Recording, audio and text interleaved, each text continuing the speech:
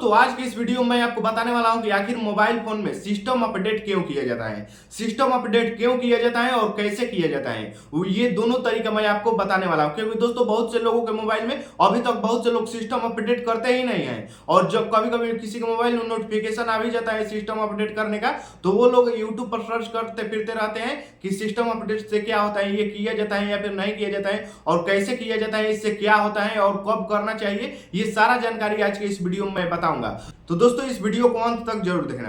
तो दोस्तों चलिए मैं सबसे पहले आपको बता देता हूं कि आखिर सिस्टम अपडेट क्यों किया जाता है। तो दोस्तों जैसे मान लीजिए कि आपका किसी भी कंपनी का मोबाइल हो, जैसे मान लीजिए वीवो का हो, आईफोन हो, या फिर जैसे मान लीजिए सैमसंग हो, या फिर रियलमी हो, रेडमी हो, कोई सा भी फोन हो, तो यदि आप उसमें सिस्टम अपडेट आखिर क्यों किया जाता है। तो दोस्तों जैसे मान लीजिए कोई कंपनी द्वारा कोई सेटिंग, नया सेटिंग लॉन्च होता है, या फिर जैसे कोई सेटिंग को चेंज किया जाता है, या फिर जैसे मान लीजिए कोई सेटिंग ऑन करने का, या फिर जैसे मान लीजिए कोई भी सेटिंग चेंज किया जाता है, या फिर जैसे कोई भी वर्जन चेंज किया जाता है, तो वो इसलिए आपको सिस्टम अपडेट करने को बोलता है कि जैसे ही आप सिस्टम अपडेट करें ये सेटिंग आप में ऑटोमेटिक ही चला जाएगा। और जैसे ही आप सिस्टम अपडेट करेंगे तो जो है आपका मोबाइल में वो जो सेटिंग लॉन्च किया है, जो वर्जन लॉन्च किया है, वो आप में तुरंत आ जाएगा, वो सेटिंग भी आ जाएगा, या फिर वर्जन चेंज किया है तो वो भी आ जाएगा।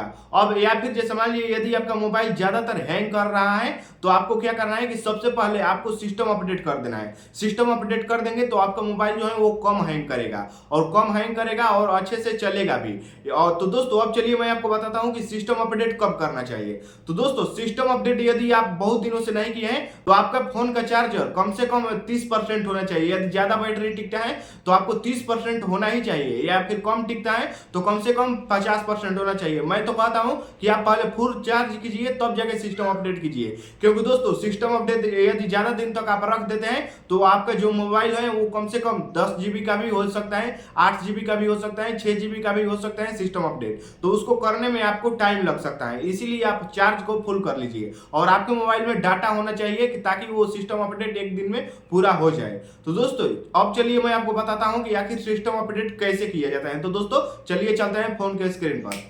तो सबसे पहले आपको अपने सेटिंग को ओपन कर लेना है। तो चलिए मैं यहाँ से अपने सेटिंग को ओपन कर लेता हूँ। सेटिंग को ओपन करने के बाद आप यहाँ पर नीचे आएंगे तो आपको यहाँ पर एक सिस्टम अपडेट का ये ऑप्शन देखने को मिल जाएगा। तो इसी पर हम लोगों को क्लिक कर देना है, और इस पर क्लिक करने के बाद देख लीजिए ये हमारा सिस्टम अपडेट 447 MB का है। मतलब ये एक बार पिछले आया था 1 महीने, तो उस बार मैं कर दिया था। और यदि आप बहुत दिनों से नहीं किए हैं तो आपको यहाँ पर 1 GB 2 GB 5 GB 10 GB तक भी हो सकता है। और यहाँ से नीचे आपको कुछ छेड़छाड़ नहीं करना है, और यहाँ पर डाउनलोड एंड इंस्टॉल का ऑप्शन दिख रहा है, इस पर क्लिक करेंगे। और इस पर जैसे ही क्लिक करेंगे आपका सिस्टम अपडेट होना स्टार्ट हो जाएगा, और फिर आपका मोबाइल अपने आप ही बंद हो जाएगा। और जब आपका मोबाइल अपने आप बंद हो जाएगा तो फिर उसे दोबारा अपने से खोलने की कोशिश नहीं करना है, वो अपने आप ही खुलेगा तो ही आप खोलना, अपने से खोलना नहीं है, बीच में छेड़छाड़ नहीं करना है, बटन वटन नहीं टिपना है।